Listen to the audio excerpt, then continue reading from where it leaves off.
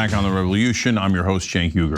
So there's a lot of folks who think that we need a political revolution. In fact, some on the right wing have kind of abandoned the Republican Party. We talked about that a little bit on the show earlier today. We're going to talk a lot more about it with Joe Kent tomorrow when he joins us at 6 o'clock Eastern. And certainly there needs to be a revolt within the Democratic Party, and that's what I want to talk to you guys about right now. So the Democrats did an autopsy to find out what happened in 2024 and what went wrong, and then they decided, oh no, we don't want to show that to people. It turns out it was our fault. To which I say, of course, whose fault did you think it was? So, but finally, after a lot of pressure, they released it in May.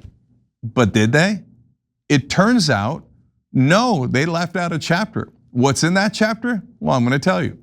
So the person who's the head of the DNC right now is Ken Martin. He asked his friend or former friend, I don't know if they still are, because they're now going back and forth, giving different sides of the story. He gave his friend Paul Rivera the job of doing this autopsy. Now look, it was ill-conceived in the first place because he was doing it part-time unpaid, so he's kind of doing it off the side of his desk. It's a very important project to be doing it that way. And then the second problem that came about was DNC kept saying, all right, give us the unfinished manuscript, give us the unfinished parts. So he would send them parts and pieces, and then it became a mess. Finally, he sends them the whole thing, and Rivera says that he sent everything, including this chapter I'm about to tell you about. Now Ken Martin is saying, no, my friend is not telling the truth. I never got that chapter. Well, now it does really make you wonder what's in it. First, let's go to New York Times explaining.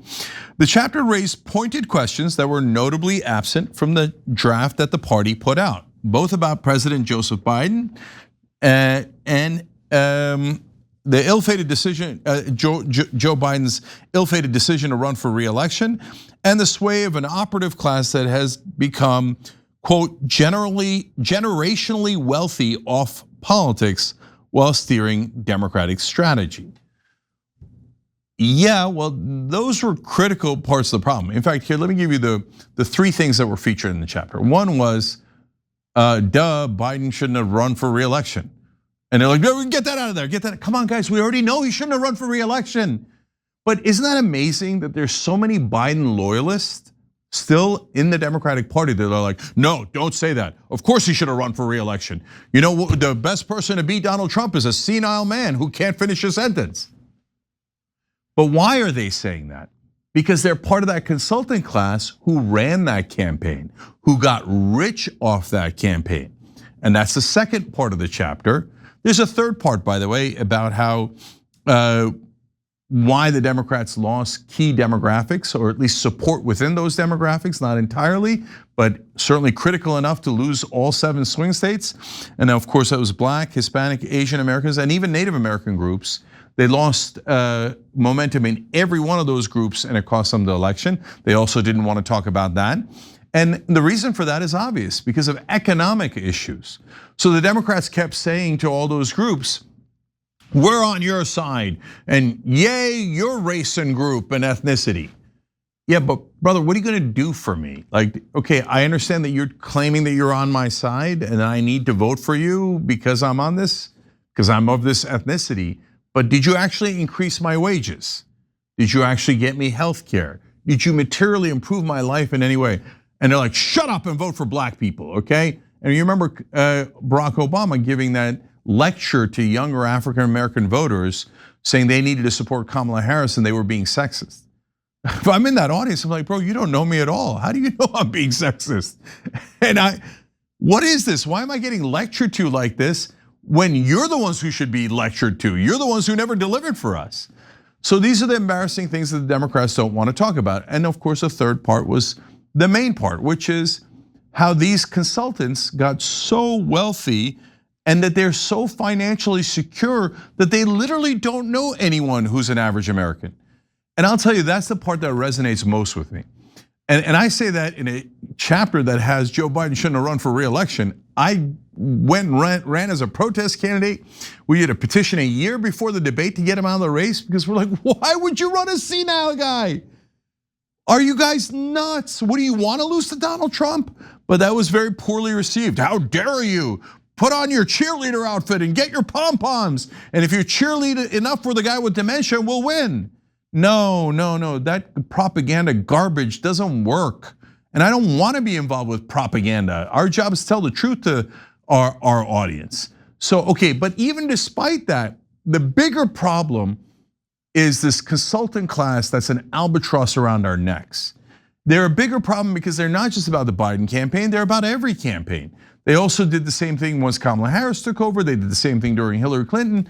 They did the same thing for all the so-called moderate Democrats like Claire McCaskill and Joe Donnelly that were in Missouri and Indiana. And they told us over and over again, oh no, support the corporate Democrat, the corrupt Democrat, and they'll win. And they never win. They never win. And still they come back and go, no, if you don't support us, the party will fall apart. So they finally do the autopsy and they find out, oops, it's the exact opposite. Progressives were right all along. The outsiders were right all along. All the wealthy DNC consultants were dead wrong. And so who runs the DNC? It turns out it's not Ken Martin. Ken Martin was a person who was kind of a progressive reformer in Minnesota. He comes to the DNC, the first thing they make him do is get rid of David Hogg. Then the second thing they have him do is bury this autopsy of what went wrong. The third thing they have him do is bury the most important chapter. So who's running the place? And obviously the consultants are still fully in charge and they need to make more money and more money. And now, oh, they're not raising enough, so they're crying, right? So the New York Times points out, and it comes as Mr. Martin has come under fire for his stewardship of a party that recently reported more than $2 million in debt, while the Republican National Committee is 128 million, has 128.5 million in the bank. Okay, yes, that's all good and fine, but why are these stories coming out about Ken Martin now? Well, there's a couple of different reasons. There's pressure from progressives and people opposed to the corporate wing. But secretly, and this the New York Times doesn't write about, it's the same consultants, in my opinion, that are trying to bury Ken Martin. They're like, oh, we're not raising enough money. Now, why do they care so much about that? Because they want to win? No, they don't mind losing at all. They lose all the time. They're professional losers. If you know a Democratic consultant, you don't know anyone more incompetent that you've ever met in your life, okay? Now some do a range of candidates, some represent progressives as well. Obviously, I don't mean them.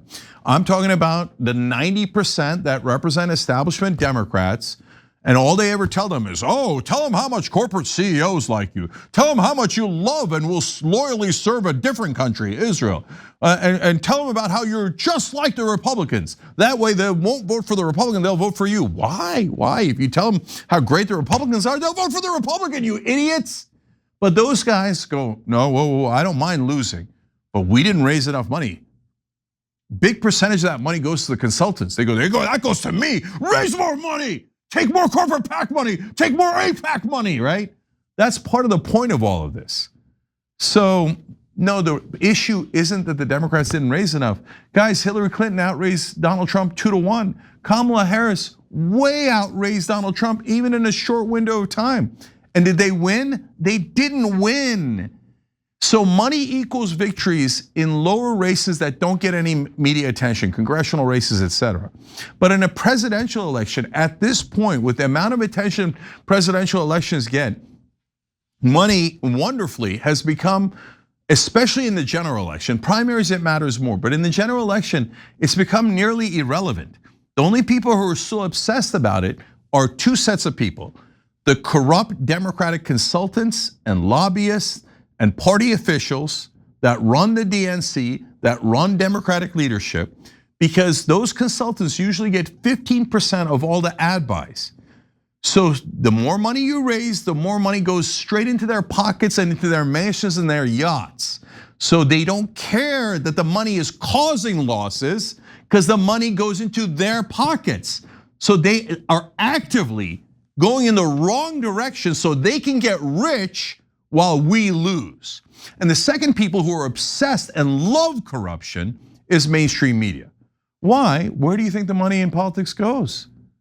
The overwhelming majority of that money goes straight into cable news, local television news, radio, and newspapers. So that's yummy in New York Times tummy. And CNN, MS Now, Fox News, Washington Post, they all get rich. Politico, Axios, you name it. They all get rich off of the money in politics and the corruption. That's why every one of their reporters and news anchors go, oh, money in politics, it's no big deal, it's no big deal. And you gotta vote for the corporate Democrats, the establishment Democrats, and you have to be obsessed with raising money, and money in politics is a great thing. We never talk about corruption here. No, corruption is a minor issue, I say. Yeah, you say that because all the corrupt money goes to you. So if you're a Democratic voter out there, do not ever make the mistake of listening to anybody on television telling you how you got to vote for establishment Democrats and incumbents and the deeply corrupt portion of the Democratic Party. Vote for whoever you like. And by the way, these days, outsiders, progressives, populists have a much, much better chance of winning. In fact, the reason why a lot of the Democratic Party is crying now is they're like, oh no, these progressives keep winning elections. But wait a minute, I thought the point was to win elections. They're so deeply corrupt that they're literally crying over Democrats winning elections. That's how sick Democratic leadership and cable news is. So don't believe the hype. Go participate in the primary process. Vote for clean candidates that are outsiders, populists, who are actually gonna look out for you instead of the donor class. All right, that's your revolution for today. But stay right here. I got a bonus episode for you guys. I'm gonna talk a little bit more revolution, and I'm gonna interact with you guys and write in if you got a question for me, and I'm gonna read some of the comments from the show as well. So for members, if you're not a member, hit the join button below on YouTube or tyt.com/join. And if you are a member, stay right here.